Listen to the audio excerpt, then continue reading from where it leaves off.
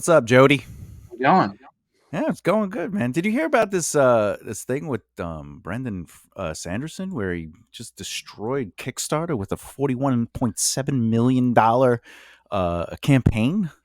Yes, I did. In fact, I was just listening to a conversation on it last night. It's insane. I mean, I think that some people were thinking he'd do like 2 or 3 million to start out with, and Yeah. he did that in like minutes. Yeah, it was like he was like, "Here's my Kickstarter. Boom, I'm a multimillionaire." Yeah. Yeah, he apparently, and I love the video that he made to announce the kick, where he's like, "I've been lying to you, and there's something I need to tell my audience. I have been doing something behind your back," and he's like, "I have written a whole book in secret," and then it turned out to be 4 books, hmm and he has 181,000 backers, Yeah. which is the most funded Kickstarter crowdfunder in history. In history, I In did not know history. that. Wow.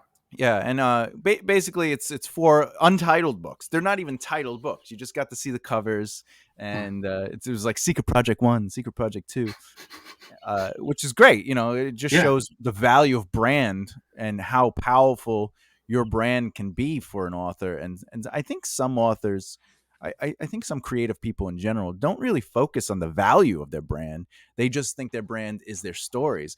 hmm And in this situation, Brandon Sanderson, he didn't sell his stories. They're Yeah. unknown stories. They're secret projects that aren't necessarily related to what's happened in his past.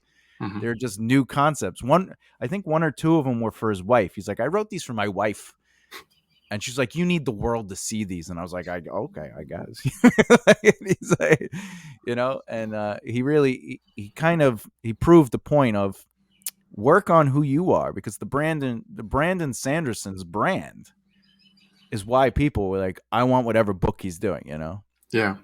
Well, and I mean, you finish the Wheel of Time series and you get that little bit of clout, but it's so much more than that. I think that a lot of people assume that he was just handed something and now he's lucky. He's just so lucky. He's walking forward because he got to finish the Wheel of Time, and Yeah. he's living off of Robert Jordan's fame. But it's so much more than that.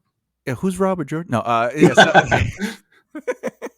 I'll figure it out in time. But yeah, you're right. There was that moment where people were saying, well, like, why does he get to do it? Why does And if you read those books, you're not like that he wrote for the Wheel of Time. You're not necessarily seeing Brandon Sanderson's true hmm writing style, because he tried to stay within the format of the previous books, to try to keep that kind of for their audience. Um, One of the things that I really love about Brandon Sanderson, though, is his willingness to gift knowledge. Mm. He's very forthcoming with information. Not only does he teach a class in college, but he filmed the entire semester of classes, and he put it on his YouTube channel. Yeah.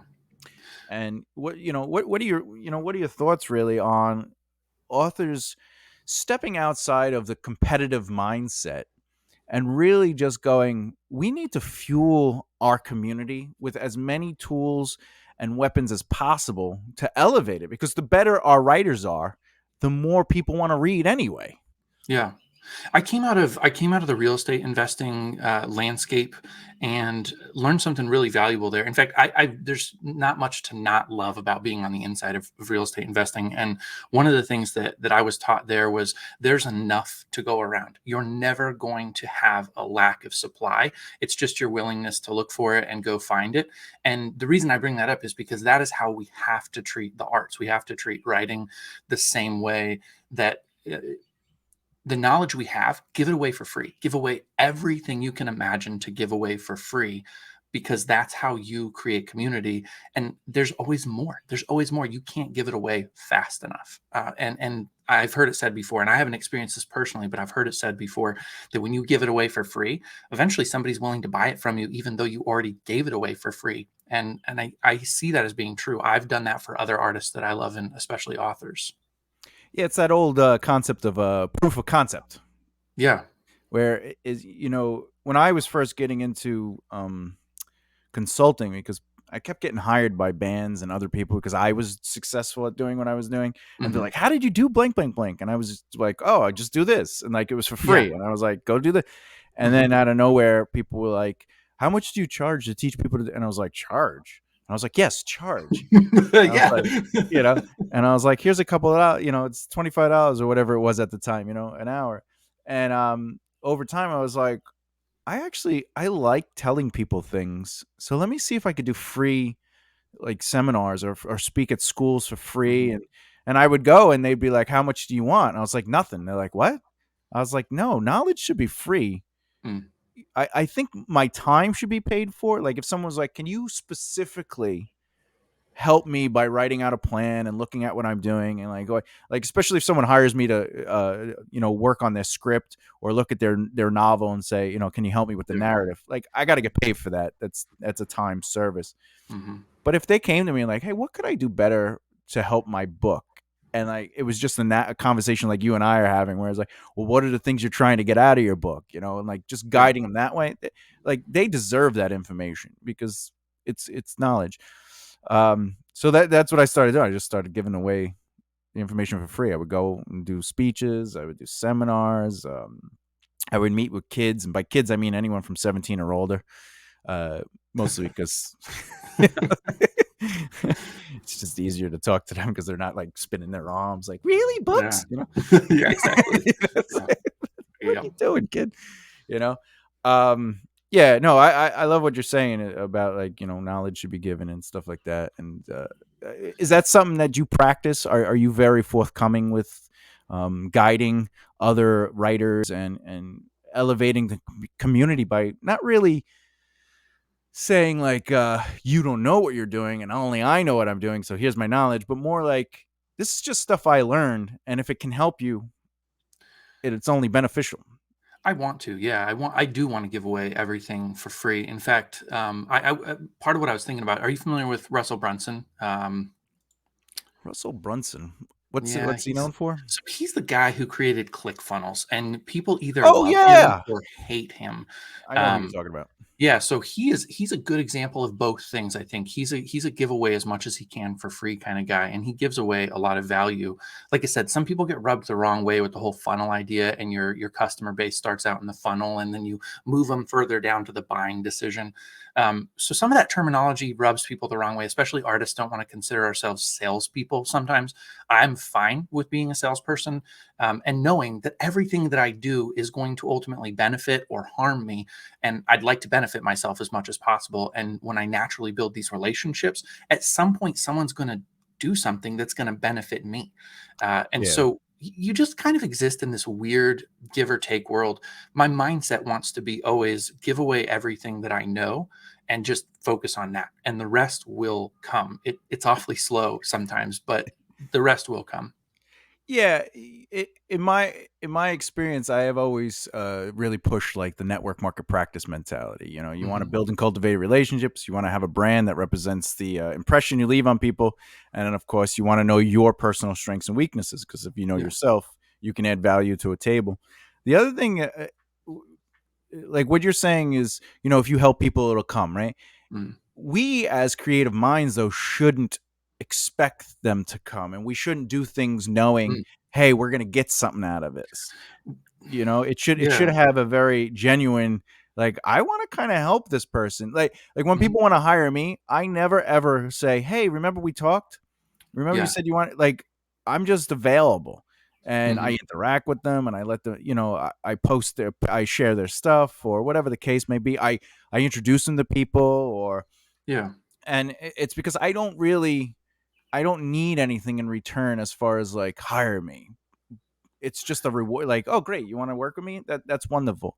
Um, Yeah. The thing though about what you're saying is it's very much true. And it's also a sense of, and I don't know, maybe you're a little bit different than me in this way, but I desperately want success. And I do. And I can't kind of cover that up or put that away. I want opportunities. Now, I've done it in the very wrong way in the past. I think that there were times where I was much more desperate than I feel now.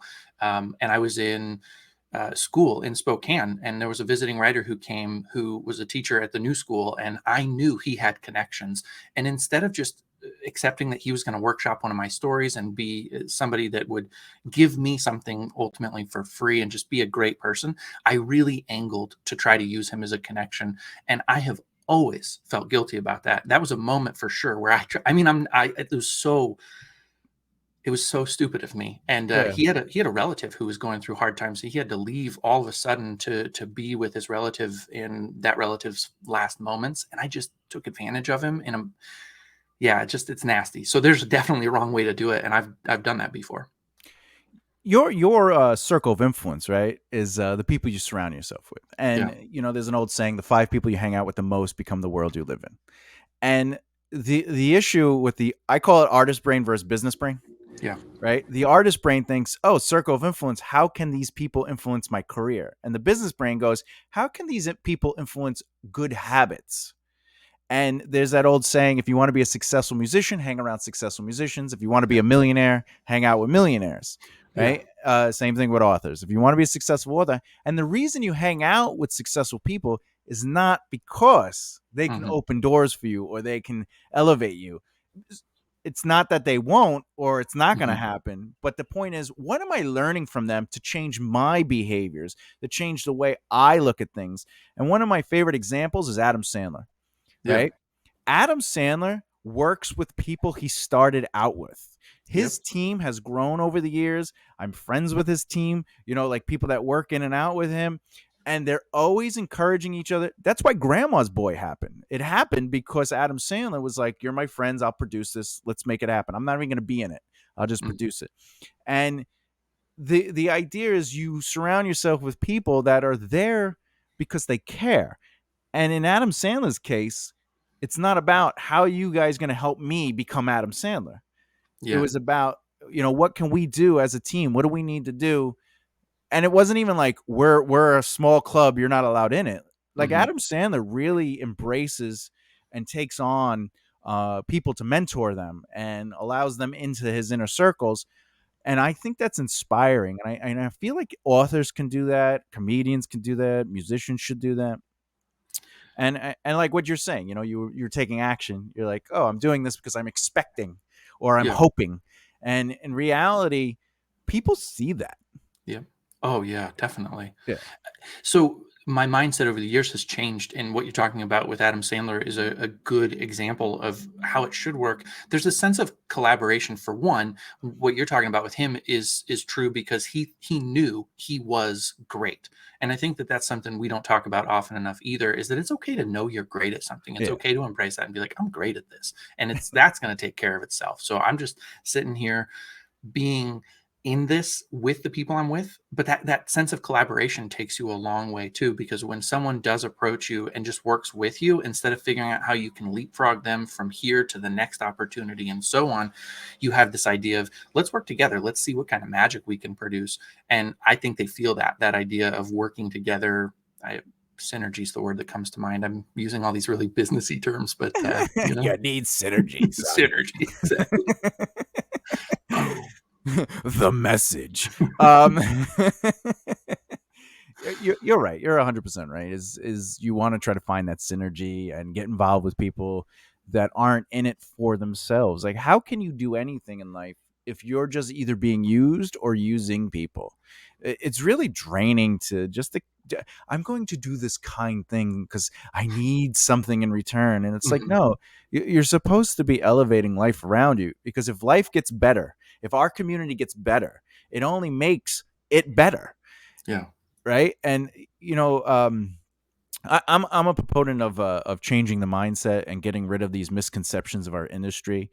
One of the things that have always struck me the most is the writer's mind, where they go, I just need to write. I just need to write the best book I could possibly write, and Mhm. that book is going to get me to the next level. And I just have to be the best writer, because if I'm so good, they can't ignore me.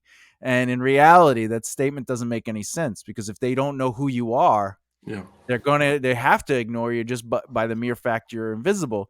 Mhm. And and I'm sure you've been in this situation, Jody, where like someone comes up to you who you don't know, like they email you or they see him, and they go, "Hey, I have this thing. You should check it out." Mm. And you're just like, "No." Mhm. And there's nothing wrong with that. You don't know who they are, and sometimes they go, "Hey, I don't know if you've ever been to New York City, but in New York City, you walk around, and they're like, "Hey, this is my CD, buy it. It's $15." I was like, "Who Mm. are you? Right. Why am I going to buy?" But yet, I'll buy my friend's CD for $10 or $15 because they're my friend, Right. and And you it's the might same. not necessarily listen to it. That's an Oh interesting part yeah, of it too, is you might buy your friend's CD and be like, that's actually not my style of music, but I know that they're a good, honest, hardworking musician and I want to support them. exactly. And to add to that, I don't even care if they're a good or hardworking musician. They're your friend. They're That's a my good friend, point. and I care about, like, I believe I want to support their dream. Yeah. you know and the other thing is, what you're saying, you might not like the music, is it has nothing to do with, like, right, Mhm. because I've watched movies where I'm like, well, how is this a movie? But doesn't mean it doesn't deserve to make a couple $1 million in the box office, because there's people who have different interests, different perspectives Yeah. in their life. So we support people we care about. Stephen King doesn't sell books because he writes great books. It's just turned into longevity Hmm. because he writes great books. But in the beginning, it was a numbers game. He literally just, right? Have you ever heard the story where he sent out like short stories and, Mhm. and other things, and he started with a little nail on his Yes. wall, Right. and then Yeah. it All turned the into one of those, rejections. right? Yep. Think about that for a second. He did not get to know people. He did not get involved in the industry. He was an English teacher or something. He Mhm. taught, and he just waited until Carrie became the book they chose, Yeah. right? And in reality, people weren't willing to take a chance on him because they didn't know who he was. So he had to Mhm. rely on his book. Now, honestly, if his second book came out and flopped, we wouldn't know who Stephen King is, Mhm. right? And it took Stephen King to make sure his next book was good, and so Yeah. forth and so forth. The same thing with Brandon Sanderson's Sanderson or Deanne Rayborn. Like, they wrote like 13 books Mhm. before anything happened. Yeah. And like, to rely on your talent to become successful is something that's very dangerous. It creates longevity. You need to know what you're doing for longevity. Yeah. But success is like, like, for me, I define success as making a living within your field of interest. And a Yeah. living is not a lifestyle. A living is affording an overhead, a budgeted overhead, right? Yeah. Now, if you're an author and you define it like that, you'll find once you start hitting those that status, you're successful as an author or whatever the case may be. Mhm. But a lot of people think success is just being published, Right. right? What's your thought on, like, how do you define success for yourself? Uh, well, so I want to step back because you were mentioning the difference between Stephen King and how he had the talent, and if the second book wasn't there, things would have gone very differently for him. Um, there's an author that I really enjoyed his first book, Paul Harding. He wrote a book called Tinkers, and by a just crazy series of events, it won the Pulitzer Prize in fiction. Um, and he was beloved for a short period of time. And the publisher had him come out with the second novel. They put a deadline on him. He hadn't written it. He was a guy who had self-admitted that he had plaguing research problems. Like, he had to burrow into every single thing and research it to death. Couldn't get that book out, and it ended up being a really messy, unappealing second novel. And true to what you said, he has not been heard from since. I think he does the tours and reads a little bit, but a career that should have been amazing. And I do think that he has talent is shortcutted because he didn't have the stuff ready to go. Hmm. And so I do think that that's part of my answer to your question, is that yeah, all of this obscurity that we're slogging through, there's a reason for it. It's getting us ready for the moment. I was asking some friends the other day about, would you skip the hard part to just go straight to the celebrated famous part? And I was surprised by how many people were like, no, I think the hard part makes the celebrated part feel so much richer and more enjoyable. Oh yeah. My answer to that question is sure, I'd skip it as long as I get to keep doing what I'm doing. Hmm. I don't necessarily need to suffer for the art, but that's part of the process for almost all of us. And so, you do it by necessity, I guess. It's funny. I love your answer because I used to think that way, and a lot of people I know thought that way. And one time I had a meeting with with an executive from a record label back in my music days. And first of all, the way I met this person was I was randomly walking around a show that we went to. We weren't performing, we just went there, and we were just handing out CDs. And the band's website was thegreatestband.com. But to be fair, it wasn't because we thought we were the greatest band. It was because our website was supposed to be dedicated to the greatest band of bands in our community, but it backfired. And Yeah, I so can we kind just of. embraced it. We were just like, yes, of course. But like we became a satire, like, of Yeah, course you're clapping. We all like that's how we were on stage. And yeah, people loved it, right? Anyway, yeah. so keep in mind, it says thegreatestband.com on the CD. And I'm just handing it out to people. And I see this old guy and I'm like, do I not? And I was like, the hell with it. And I gave it to him and he's like, oh, thanks. And I walked away and like 30 minutes later, I get a tap on my shoulder and I turn around. He goes, is this true, kid? And I go, yeah, we absolutely are the greatest band in the world. But like I did it I was like, absolutely. Yeah. And he's like, I want to talk to you and sit with you. And I was like, okay, like, some guy. Hmm. Turns out he's a record executive and he loved the marketing. And he sat us Wow. down and this is what he said. He goes, I am never going to listen to your CD. And I was like, why are we here? And he's like, because you understand marketing. Nice. And I was like, what? I was like, but don't you have to like the music? He goes, music has nothing to do with the music industry. Mm. And I just was like, oh my God, this guy is dumb. Right? He's a record executive. Yeah. This guy's an idiot. It literally is the music industry. It says music. And then he goes, no one gets signed because their music is good. And the reason is because if you release a song, your audience is only going to have one opportunity to either like the song or not like the song. And if you're relying on that one choice, you have no career ahead of you. Mm. So what you have to do is what all the successful bands do is you market and brand and do interviews before a song even comes out. Yeah. Because then people are connected to you emotionally and then they're like, "Oh, and they have a song." You Yep. know? What was one of the what is something like that where you had this misconception in your head of like what the industry was and then something happened where you learned it and your brain was like, I was definitely wrong. That is where I'm at right now. So I got my literary agent Annie back in 2019 with the idea that that moment was the crowning moment. I'm just about to be famous. I've got a literary agent. If you look online, that's the hardest part of it.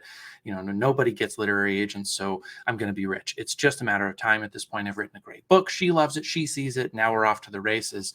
It has been 3 years since then, and it took me until this December, it was around November that I realized this isn't going to happen. I can write another book for her and she can pitch another book. And I almost started going that route. I sent her one. She liked it. She's like, let's look at this one. We did a couple of rounds of editing. And then I stepped back and I said, I am the dumbest fool in the history of the world. I need to change what I'm doing and how I'm thinking about it. I need to build me because prior to that moment, my social media presence and my brand was about 300 people who all knew me personally and never liked a post that I put up if I had occasion to put anything up. I Yeah. had nothing to say. And like, let me put that in quotes. I had nothing to say. I had lots to say, but I thought I was supposed to let my work speak for itself. And so I've realized since then that I have to go out and share what I know and who I am with people and see, do they actually want what I have to offer? And the interesting answer to that is that they do want what I have to offer and they are interested in what I have to say. And I'm interested in what they have to say. And that has been a really enjoyable process. So I don't know how this is all going to end, but my goal when I set out on this journey in November, December was I'm going to put the publishing industry in a position where they can't say no to me because I'm going to bring them enough people that they're going to be like, yeah, this is a no brainer. Now, when you go to them, right, and you're like, "This is a no brainer." Yeah. Uh, how do you? and I'm only asking because I know the answer to how it's done because I Hmm. have the inside info. Yeah. uh, and if anything, it's going to help the listeners to understand the process. What is it you're going to do? Like, how are you going to approach a publisher when you feel you have the information? Yeah. So I've actually thought about a couple of things because I do kind of want to go an untraditional way with this a little bit. So I've actually thought about figuring out a way to do a pre-order for the novel before I even have a contract for it, and somehow taking it to them and being like, "Hey, I have 5,000 books that are ready to sell on day one." So that's an idea that I'm working on and kind of building in private. But I think really the biggest piece of doing this is building the community and then being able to flip it on its head and say, instead of the traditional query letter or instead of the traditional pitch to the publisher, we're going to flip it on its head and be like, hey, this guy does have a book, but we want you to understand this is what he brings to the table in terms of his brand. I don't love the word brand, but it is actually what you're going to do is take it to the publisher and say, here's who he is. And that speaks for itself. Yeah, the brand is extremely important. Just so the audience, when I talk about brand with my audience, brand is actually your mission. It's what you Yeah, stand for. It's your representation through action. So it's voice, I like that. image, and the conversation with your audience, right? And then marketing is designing your brand. So it's the Mm, process of representation of that brand. It's process of physically. So like if you believe in helping the homeless, it's about you actually going out and helping the homeless, yeah. right? And that's the physical representation of your brand. Advertisement is the paid expense Yep. to specifically push a product or idea. Um, what you're talking about is a great idea. Uh, there needs to be some tweaks in there. Now, obviously, these are just concepts or ideas that Hmm. are one way to do it. And in reality, when you say come to the table, right? Yeah. Okay. There's a thing that I talk about often. It's about knowing when to lead, follow, and advise. Right. Leading is not about taking over. It's about taking initiative. Following is not about being blind, but elevating the mission or whatever the mission you're involved in. And of course, advising is not about your ego, but giving options. Okay. And when you work with a publisher, like I have agents and managers for different areas of my career, and they're not signing me because I need representation, right? They're signing me because by having me in their circles, I bring something to the table. I have resources, I have value sets, I have skill sets. One of my first managers, not only did they sign me, but they hired me to work with their clients to be like, teach them how to be businesses first instead of Mm, just actors. yeah. And that's the advantage of a telling the manager, I don't really need you. Mm, I'm just at a point where I'm building my team, and you have access to A, B, and C. And hmm. now that I'm talking with major, like when I got a literary agent, the only reason I needed a literary agent is because I was in the rooms, Yeah. and they were like, well, now you need representation to deal with the legal talk, right? Mm, So it's either a lawyer or an agent. And I figured might as well go with the agent because they understand the industry directly with the people that they're friends with, right? Because yeah. they have the relationships. And you have to think about, when I go to this publisher, what are the value sets I'm bringing to the table to lead, follow, or advise?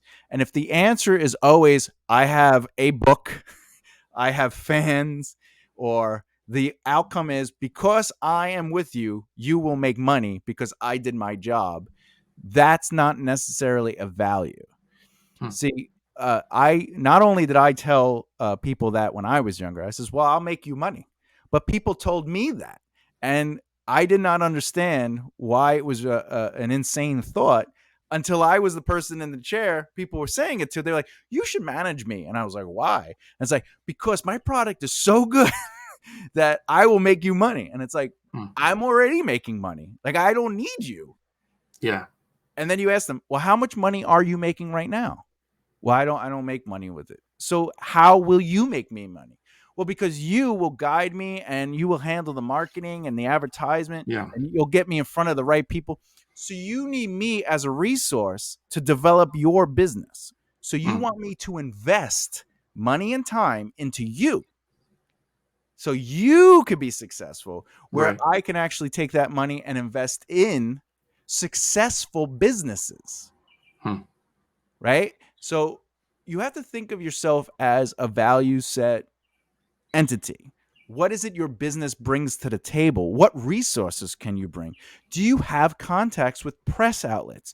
Do you have friendships with, are you in the industry? Right. Do people know you, right? Are you out there doing book readings and things like that, right? Yeah. The other thing is, who do you know who knows a publisher? And that's one of the best ways to get a book deal is third-party introductions. Mm-hmm. Because through third-party introductions, you get half the value of the established relationships. Because if like say you and I were like best friends and I introduce you to someone you don't know, but I'm also really good friends with them, Mm-hmm. both of you would get half the value of my relationships with you and think, well, if Thomas likes that person, Yeah. I will have a chance to like them too. And when you think, I call it the me perspective, when you're like, me perspective, how does this help me? Mm-hmm. Instead of the we perspective, how does it help we? How do Yeah. we gain from my involvement? And it can't be money. It can't Mm-hmm. be I will make you money, because they will say, how much do you make now? And you'd be like, I don't make anything. I'll give you an example. There's this celebrity friend that I have, and he's not a writer. Furthest thing from writing. He has no interest in writing. I don't even think he reads books. I'll be honest with you. Okay, but he made his business so viable that not only was he in the press and on TV, and he was getting offered small roles in movies, and he was not an actor. He was not an actor. He just built his brand awareness and his business so much that people just wanted to be associated with him, that a publishing company came to him and says, I will give you, $300,000+ to write a book. And he was like, well, obviously I'm going to take the deal. And then he just hired a ghostwriter, and he dictated into a recording device and gave it to the guy to write. But my point is, he didn't get that publishing deal because he's a writer. But Yeah. writers think I deserve a publishing deal because I'm a writer and I Right. have this story that needs to be told, and it's the most amazing, awesome, unique thing in the world. And in reality, if we just change our brain from artist brain to business brain, Mm-hmm. like when you write, Jody, it should always be your artist brain. Right. Just let write about fucking anything you want. It doesn't matter, right? Because it's creative. It's your passion. Yeah. But as soon as you're done, you got to go, well, what is my business? Right.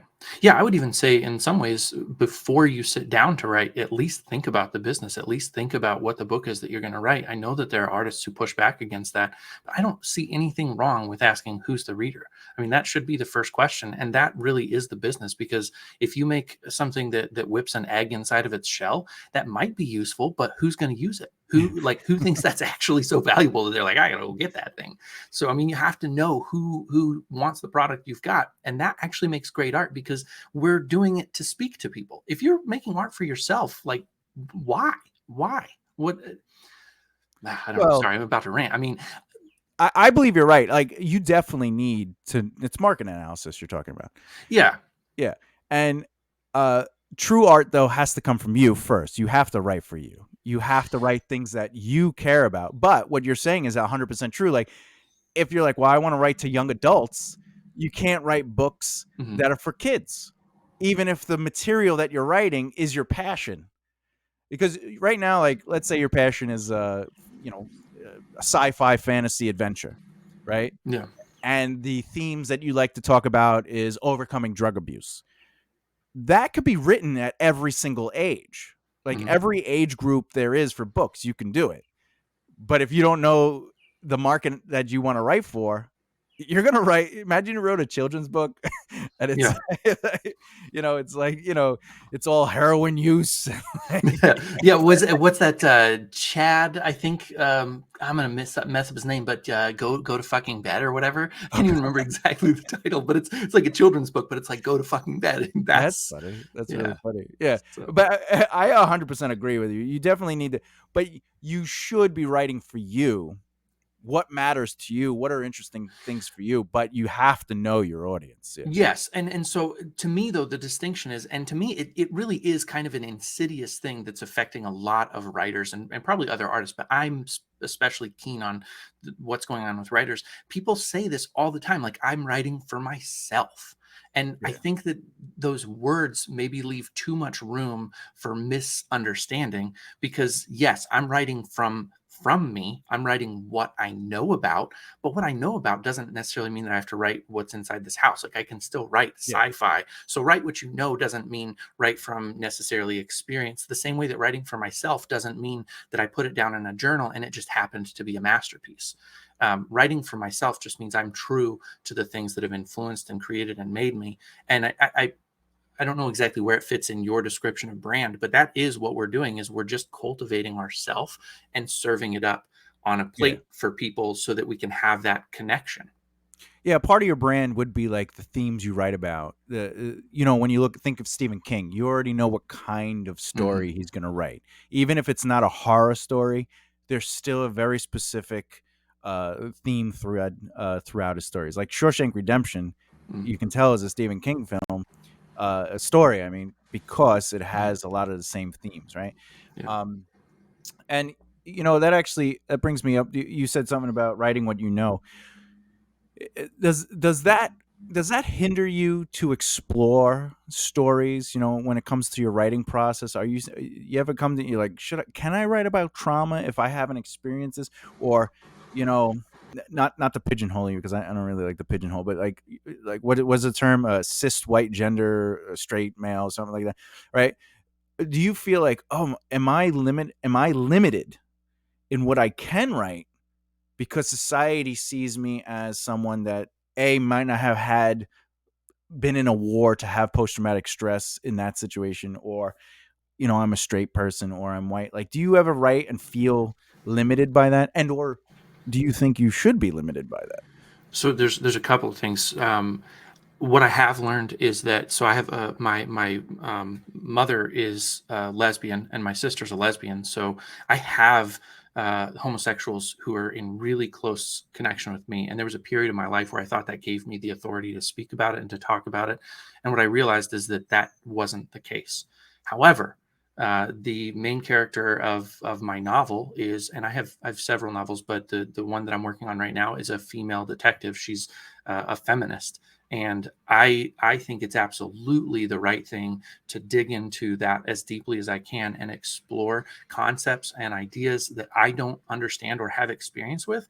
And I think that fiction is being destroyed if we're not allowed to write about things that we haven't experienced. I do have to write from what I know. There's only one way that I have an access point to the female detective character that I'm writing, and that's through my own knowledge of certain things. So I give her really huge struggles with addiction because I have huge struggles with addiction. But then from there, I'm able to just kind of populate her mind and be who she is and experience the world the way that she would. And if I do a good job creating that world fictionally, then the men around her treat her in a certain way. And then I get to reflect on, like, how would that feel? And I get to feel what she feels and then represent it on the page. And readers will tell me if I've done that well and if I've portrayed a woman well.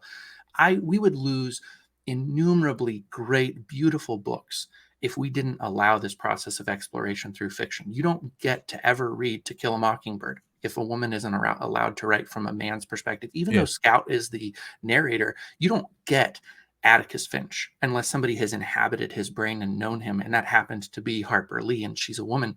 You don't get Gilead if you don't have Marilyn Robinson being willing to write John Ames. There are just some great books that are foundational for me that don't happen if we have to write from our own voice. And so I respect that's the name of the movement that I most identify with this. I respect own voices a lot and what it wants to do, because I think that white men like me have taken advantage of the economics and the society and the laws and all of those things. And so I'm in support and I stand with people who have been marginalized, but I don't think that the answer is ever to silence somebody. We're not a pendulum. Mm. We're supposed to be walking down the center together and talking with each other. So that's my stance, even if it gets me some hate. That's a great stance. And, what you're saying has so much truth to it. It's like, there was this quote I saw. I saw somebody really talking about this subject, maybe like 2 or 3 weeks ago, that hit me in a way that I was like, no, this is how it is. I get it. Like, we shouldn't be writing the perspective of these marginalized people's journeys, but Mm, we're allowed to tell stories with marginalized people. mm, And the difference between that is, I can't tell a story of what it felt like to be a slave, mm, an African American slave, during the time of our forefathers, or even what it feels like to be an African American dealing with that world. But I mm. can write a character that is African American, living a life, and I'm not necessarily talking about that aspect. Okay. And the difference is, one is the story is what it is, but the character just so happens to be African American. Mm, And I can tell that story because that story might have themes and elements that I would know. But mm. once I start getting into their lifestyle or their culture, that's when I would either A, have to do massive research, Yeah. or B, get people to come and read it and be like, am I hitting the right beats? Um, Okay. and there was this one job I got hired to do. I had to write a script for. I was hired by a female who wanted to write a story, and she had the story, but her script needed work, and she gave me the distinct honor of writing the story. And first of all, I love that she wasn't like hesitant because I'm a man. But I just wrote the story in a way that wasn't necessarily about women or men. It was a story about people going through their trials and tribulations and dealing with what happens to us when we have traumas, right? And I wrote the story and I gave it to her, and she said she was crying during some of the moments, and that it's not necessarily something people can be like, a guy wrote that. And that's one of the most important aspects of being a writer is we're not here to be like, what does it feel like to be A, B, and C? We're here to tell human stories. And you and me, we have never met in real life. But that doesn't mean you haven't felt something and I haven't felt something. And like you said, you struggle with addictions, and right, I have to have my own struggles. But so does that mean we can't talk about addiction struggles, or right? Yeah. And one of the things I really love about being a writer is I am also an actor. And when you're acting, when you're breaking down a character, if I'm reading a character that is either A, going to murder somebody, or B, has murdered somebody, I have never murdered somebody, Yeah. nor have I intentionally desired to murder somebody outside of, man, I'm going to kill this guy, Mm, which is just a throwaway statement that would never have the impulse to do it. However, what I feel towards the idea of murder, what would make me murder somebody, I can write about without hesitation because I can have those feelings. And as a writer, we can distribute those feelings um, into anything. It doesn't matter about the experience. So I guess the way I want to frame up the question and ask it this way, because I hear everything you're saying, and I'm thinking about Jake Gyllenhaal and Heath Ledger and Brokeback Mountain. Yeah. And one of the things about that movie that made that movie so compelling was that you had two men who were known to be straight, white, Mhm. cisgender men Yeah. playing gay men. And there was something about that you were like, wow, they did a really faithful job of what that should look like. Like I felt the romantic tension and I was Mhm. drawn in just like I would be with all of the familiar, heterosexual romances that I'm so comfortable watching. So Yeah. like it worked. But the gay community had every right to be like, hey, why didn't you pick gay actors to represent gay people in a movie? That was an opportunity to take a Yeah. community that has been marginalized and give them an opportunity to be on the screen and do just as good of a job. and there you give some equity and some equality in an industry that desperately needs it. And so I think part of me wonders if all arts aren't a little bit more like that, where you don't necessarily, and I think the book is called American Dirt, but I probably am getting the title wrong. She wrote a book about people crossing the border from Mexico into the United States and what that was like, and represented that was kind of what was going on. And instead of propelling that book to the top of the sales for a major publisher and pushing it with all of their marketing, why not actually find a book that somebody from Mexico who's gone through that and written a great novel about it? Why not put marketing money behind that? So that's where you get kind of muddy about this whole topic. Is it's not so much that we're not allowed to do it. As far as I'm concerned, I'm not speaking for you, of course. Yeah, yeah, I'm yeah. just saying this is how I understand it to be, is that we do need to give everybody an opportunity. I wish there was a way to do a blind reading in a sense, but then we're back to the whole sticky conversation of building a brand. I'm in that Yeah. room because I did something right on a personal personality relationship building Correct. level. Yeah. I own a nonprofit called Team Rise Together, and our goal is to say yes to everybody, to finance everything from books Wow. to bands to movies to television show ideas. But just because we give everyone a yes doesn't mean everyone gets a yes. And what Mm, that means is if you pitch a project to us and it's not ready, we're going to tell you no, and then we're going to show you how to develop it. And then wow. once it's ready to be developed, you can try again to pitch it and say yeah. However, that's my little touch to try to change the industry based on what you're ultimately saying. Mm, However, I do believe doors should be available for every single human being on earth and yeah. some dogs. Uh, but I do not believe everybody deserves a chance just because. Right. Which means if I write a book, I don't necessarily deserve to have a chance to publish it just because I wrote a book. I need to try to do something. Like, I don't know, meet somebody, go out there. But Hmm. it's like when I was coming up in the music industry, there were bands going, "We deserve to be signed." And I'd be like, "Why?" Yeah. Right? Keep in mind, I also thought that I deserved to be signed because, and the reason I thought was because we're awesome, amazing, unique, and we're going to make people money. But I was always curious why other people thought it. And they would literally say the same thing. And then I'm like, we're competition. In reality, we're not competition. That's not Mm, how it works, yeah. you know? And, uh, what are your thoughts on that? Yeah, completely. I feel frustrated all the time with the I don't want to call it entitlement. I don't know somebody's mind, but the apparent entitlement of the idea that you create the product and now suddenly you deserve the same opportunities.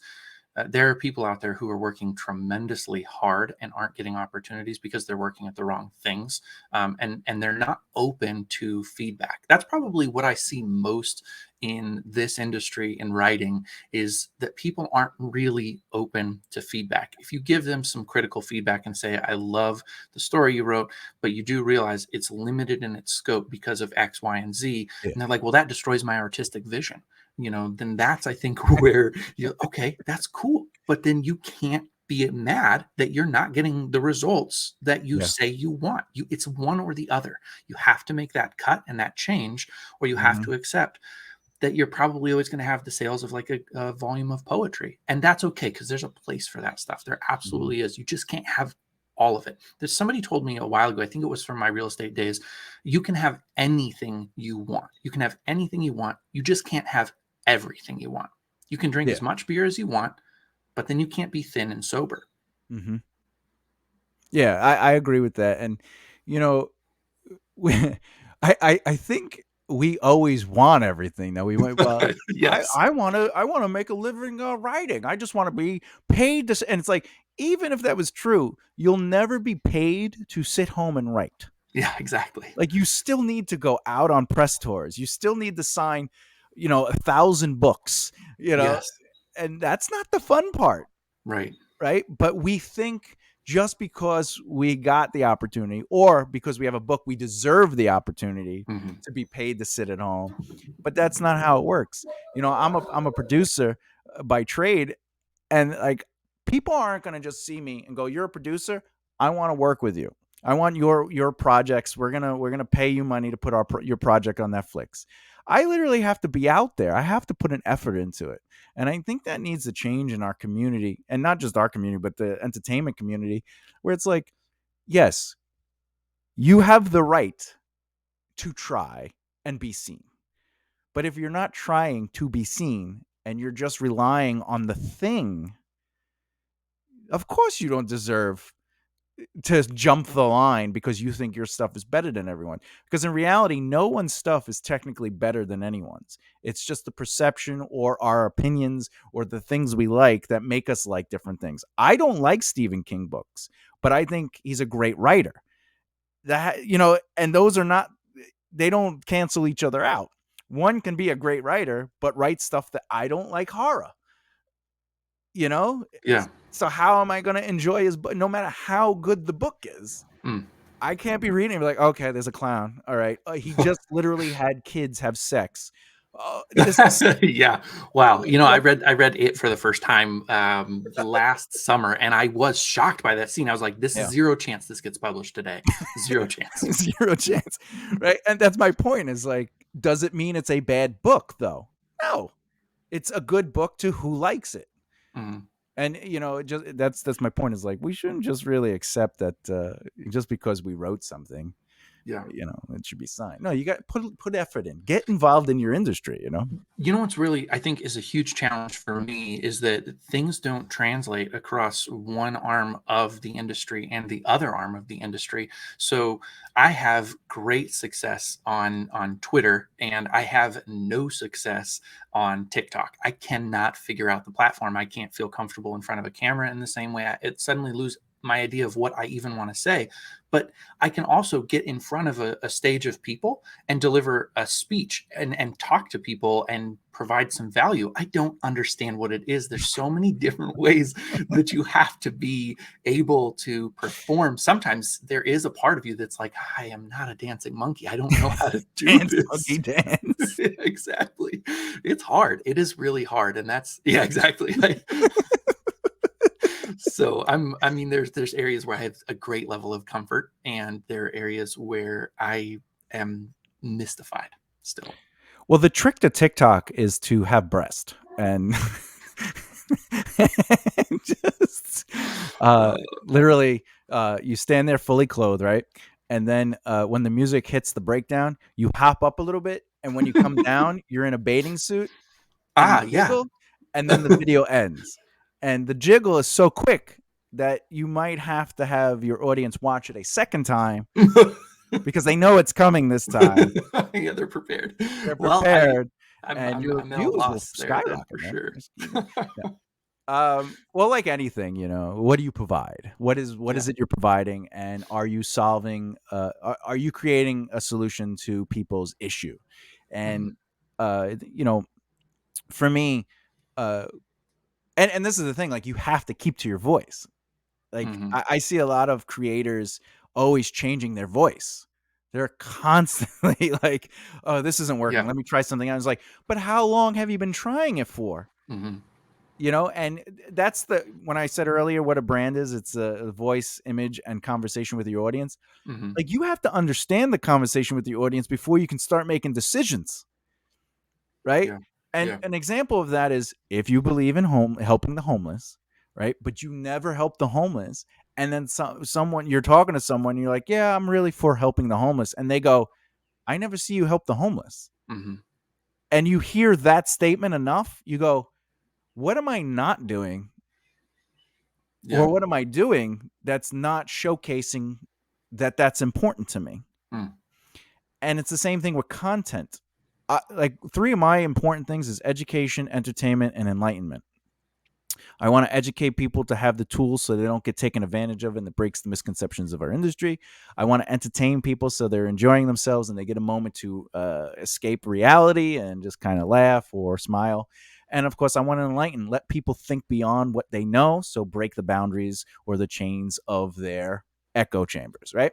Yeah. And does that mean every ounce of my content needs to do that? No. But every ounce of my content needs to have 1, 2, or 3 of those elements. And so if I make a video on TikTok, it has to be entertaining, educational and enlightening in one way or another. So what's the first video I put on the right mindset just recently? It's a video, something that you can't unsee from the eyes of a writer. So now we know you're going to be enlightened to something that you didn't know about, which means you're also going to be educated. And I did it in an entertaining way because I talked about friends and stuff like that, and I pointed out Hmm. certain things. So those fit my brand. Now, did that video get a lot? Not really, not compared to where it should be, right? But it's my first video. So does that mean, oh, it only got like 200 views? Do I make a video? Let me try a video where I dress up like a character and I dance around. Right. You know, so you got to think like that, especially Yeah. and keep it consistent. Right. Yeah, a lot of different video types. I think, I mean, I don't want to spend too long talking about TikTok because A, I don't know what I'm talking about, but B, I actually still kind of hate it. So Yeah, I'm in that early stage. But I mean, I've tried different things. I tried one where I threw on a wig that we had and pretended to be myself and then my wife and alternated a conversation a little bit. And I had fun doing it a little bit. But then when I made it, I was kind of like, this is not exactly who I want to present myself to be in the world. And there's some question about that TikTok has an algorithm that they want you to. That's actually where I come up with that like dance monkey feeling, is that if I'm not going to use a voiceover and then lip sync to it, TikTok might not push that video very hard, and I have to decide, what do I want to do, because I get how Twitter's algorithm works. I can make them yeah, push a tweet. I can just do it. I know exactly how to do it, and so I can get like tons of interaction to any tweet I really want to be seen because I understand it. You know, yeah. And again, going back to the solve though, like if your brand, your what you're trying to represent isn't there, but the video blows up. Like let's mhm, say you did like a dancing monkey great video point. and it blows up, then they go to your video and they're like, none of your videos Mm. are like this. You're gonna suffer the backlash of this was a lie. This brand lied to me. This was a bait and switch, which Uncle Cracker, you yeah, son of a bitch. Uncle Speaking of Cracker, bitches. you know. But if you did what you did on Twitter, but in video form, that might work for you on TikTok because the way you create thought provoking uh, insight to the writer's mind and the writer's struggle and the writer's trying to find solutions as writers. And that gets a lot of attention. It gets people interactive. One of the reasons is because people want to be heard. They want to be like, well, this is what I think about that. Right. Exactly. Yeah. And if you did that on TikTok, you might create that same effort, but you would have to maintain it for at least 3 months. Yeah, you know what? I did. I originally got onto TikTok. I think my first the first few videos were just like that, and I actually felt really comfortable being a little bit cheesy. So I had like the setup where I've got a chair downstairs with the bookshelves, and I come into the frame and sit on my chair holding my coffee cup, and I'm like, "Oh, hello," and then I go Yeah. into my question, and I do think part of me wants to do that. I think I might even drop the hashtags because I don't know that hashtags are really Yeah. all they're cut out to be, and I No. I think I'm not being sincere to who I want to present as. And then I just want to load a bunch of them and start just releasing them every day, just like I do on Twitter, and not really worry so much about how many views. Because one thing I think that we've kind of danced around and not talked about, but this is what I value the most in the writing community, is having that conversation. It's, to me, it's the premium, is can I get you talking about yourself, and then can we share in building a story together, whatever the question might be. I think that the conversation is what I'm in this for. And writing just happens to be the way that I know how to have the most productive conversation. And you should do that. I mean, that's the Yeah. truest, like you're saying, it's the truest form of you. And you absolutely create that community of conversation on Twitter. And Yeah. I think that energy would absolutely, without a doubt, relate to TikTok, or even YouTube. Like if you did long form versions of Hmm. these are questions that I have asked or people have asked me, and these are the answers, and I kind of want to go over them and spit. But like that's what YouTube would be. It would be this is what we have talked about on Twitter, and I want to expand on it. And Yeah. if you create the visual of those questions on TikTok in short form, 7 to Hmm. 15 seconds or even 30-second videos, not only would you have that on TikTok, but you could put that on YouTube to create quicker views to get people to your channel. And then they would see your long form discussions Yeah. of those debates and maybe even your solutions to those debates, which would be that would be the value you're adding. Is it's not your opinion, it's your dissection Yeah. of a situation. I'm not telling you how to do it. I'm just my No, brain. actually, I was already thinking, let's talk again. Let's talk again in 3 months. I'll shoot you a message and let you know where we're at, because I think it's a perfect idea. Sometimes you hear somebody talk about something and this is what I need to do. I had that moment with my podcast where I started interviewing just like the biggest name that I could find, because I thought, oh, big names are going to draw more listeners. Which Oh, anybody who's thinking that through, that's not true. You can actually get a correct. fairly big guest, and it has no impact on your downloads, your listens, whatever it might Absolutely. be. But I did go through that, and I started having, I think, decent conversations. But everybody tunes in. Like, one week we're talking to the CEO of a shoe company, and the next week we're talking to a dancer from New York, and there's no stability, and they're not sure why they're there. And I Yeah. think that makes a huge difference, is knowing why you're there, and being on a mission. I guess it sounds so militant. Well, you messaged me and you were like, "Hey, I listened to some of your episodes and I really like," and you were talking Yeah, about I don't make this stuff up. yeah. And like, this podcast is dedicated to authors, screenwriters, basically anyone who writes or is in the industry of writing, and even directors. Like, how do you break down a script? Like, it has to do with writing. And I don't make this stuff up is dedicated to the industry, like how to become successful in the entertainment industry, how to network market practice, how to organize your finances, how to, right? And that's the thing. Like, I have seen podcasts where, like, they're like, we're a mental health podcast, right? And then they just try to get the biggest names they personally know on the podcast. And it's like, but if somebody likes that, let's say, musician, and they're like, oh, they were on a podcast, and then they go to the podcast and the podcast is about mental health, Mm-hmm. they're going to be like, done, if they're not Exactly. interested into mental health. Yeah, exactly. Right. Yep. Or you might have a musician on, and then someone's like, I like mental health, and then they skip to another person and it's another musician, and you're like, oh, it's just more musicians. I don't Mm. really like musicians. Yeah. Like, Well, you're killing your brand. yeah, and I think you mentioned before we started recording Joe Rogan, and I think that a lot of people assume that if they just do what Joe Rogan does, that they'll be successful, which they don't really think about the fact that he built a brand starting out as like a dude Yeah. brand. I mean, it was the dude's brand. You go there because you're a dude. You want to listen to some like conspiracies and weed smoking and all that kind of stuff. Yeah. And he felt at home there. And he has expanded since then. He's been able to do some other things because of the base that he built for himself. And I think that we can think the same way. I mean, we can think, I'm going to maybe eventually talk to somebody I'm really interested in who doesn't necessarily have exactly to do with this. But all my favorite podcasts are very topically based, because I'm going there to learn something. I was interested in breathwork for a little while, and I listened to a handful of breathwork podcasts that were really specifically about breathwork. I would have been pissed if I went there and they started talking about like meditation. Even I'd be like, that's Yeah. not breathwork. I mean, meditation's great, but that's not why I'm here. BTSM. Well, yeah, exactly. I know you That might breathe be heavy right at word I was times, gonna but this say. is ridiculous. That's a lot of The breathing. message. Wow. And what you're saying is, a lot of people look at the results and not necessarily the process. They go, Yeah. well, if I do A, B will happen. And when you look at Joe Rogan, you're like, oh, he's just talking about dudes. He's talking about meat. What is it? Meat, smoke, and drink, or whatever. Meat, Yeah, smoke, and drink. pretty much. Yeah. And you're like, oh, I like meat and smoke and drink. And you're right.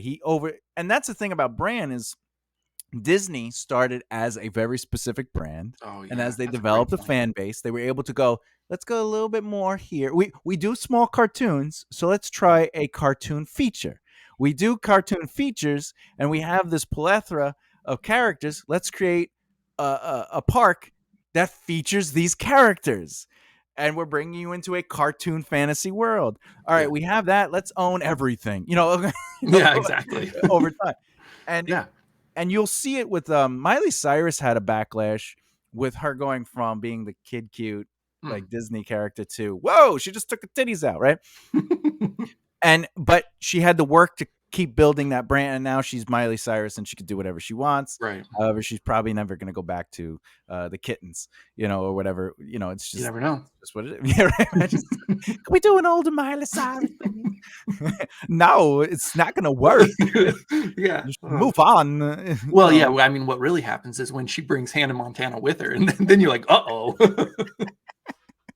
They almost brought a Hannah Montana back, but she was like, I want to do like an adult version of her. And they were like, I don't want that. I don't want that. So yeah, all right. Listen, I want to say I'm really thankful and appreciative that you came out and you gave me an hour of your time and we got to discuss some things. And I really enjoyed this conversation. It went all over the place. Yeah, it did. Thank you. I enjoyed it as well. It was good stuff.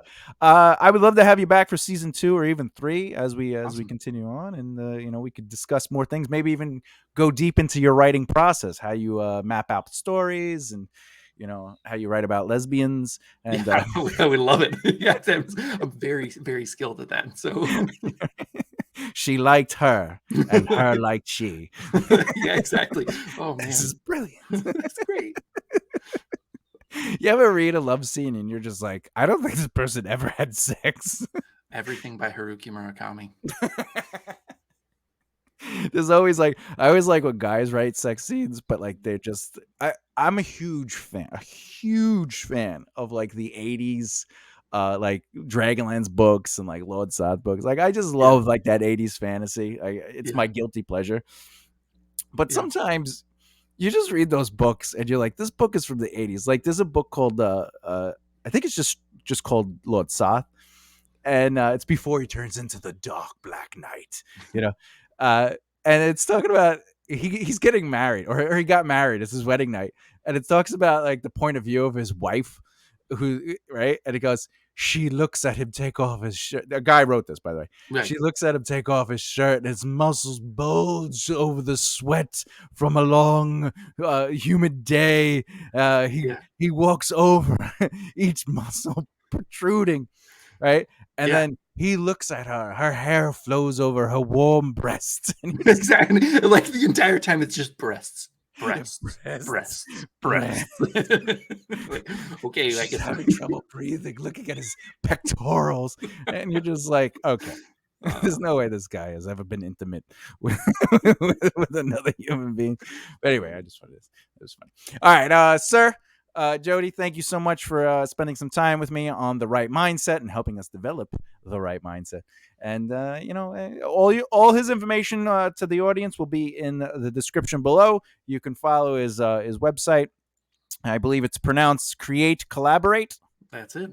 Yeah, but with 8s. With 8s, because I want people to struggle to find it. You've got to actually like put an obstacle in the way of your brand, so you have to jump hurdles. Yeah, my name is Frank Christopher, but it's spelled exactly. colon. You're welcome for that. It's all good, man. It's all good. The link will be in. You don't even have to read the title. You can just click his link, and it'll take you to his tons of. Actually, one of your recent episodes was about dyslexia, right? Being a writer, reading, and dyslexia. And then what was the most recent one was. I was listening to it a little bit. So that's Chris, Christopher Talon, and his oh gosh, I mean, like we were, that was one of the more wide-ranging ones I did, but he has a podcast as well, and it's kind of about using your podcast and SEO to build your brand. Oh, that's it. SEO. Yeah. Search engine optimization, very important. You need to get those meta tags going. Dull, but important. How many times do I have to write my name on my website? Exactly. No one's searching my name. Maybe I should put other things, like things people are searching for.